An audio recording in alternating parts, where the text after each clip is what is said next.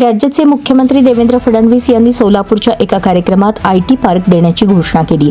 सोलापूर शहर उत्तरचे आमदार विजयकुमार देशमुख यांनी या कार्यक्रमात रोजगार निर्मितीची मागणी केली होती। त्या अनुषंगाने फडणवीसांनी ही घोषणा करताच MIDCला जोडून आयटी पार्कची जागा बघण्याच्या सूचना जिल्हाधिकाऱ्यांना केल्या। यानंतर शहर मध्याचे आमदार देवेंद्र कोठे यांनी आयटी पार्कसाठी पाठपुरावा केल्याचे पत्र प्रसिद्ध करत मुख्यमंत्र्यांचे आभार मानले। यावरून भाजपच्याच आमदारांमध्ये श्रेयवाद रंगल्याचे दिसून आले।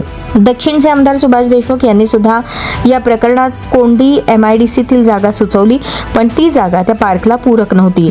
दोन्ही देशमुख आमदारांनी जिल्हाधिकाऱ्यांची भेट घेऊन आयटी पार्कचा पाठपुरावा केला। या विषयात आपण कमी पडू नये हे सुद्धा सांगण्याचा त्यांचा प्रयत्न दिसून आला। दरम्यान जिल्हाधिकारी कुमार आशीर्वाद यांच्या जागा शोधण्याची जबाबदारी मुख्यमंत्री फडणवीस यांनी दिली आहे। अक्कलकोट रोड MIDC परिसरात अपेक्षित जागा नसल्याने त्यानुसार जिल्हाधिकारी जागा पाहत आहेत।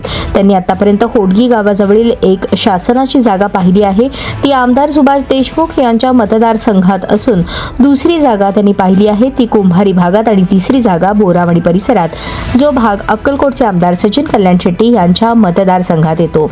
तसेच शहर मध्ये या मतदारसंघात सुद्धा बऱ्याच मोकळ्या जागा आहेत, त्या उपलब्ध करून देण्यासाठी आमदार देवेंद्र कोठे प्रयत्नशील आहेत। दरम्यान सप्टेंबर अखेरला आयटी पार्कच्या जागेचा प्रस्ताव शासनाकडे पाठवण्यात येणार असल्याचे जिल्हा प्रशासनाकडून सांगण्यात आले।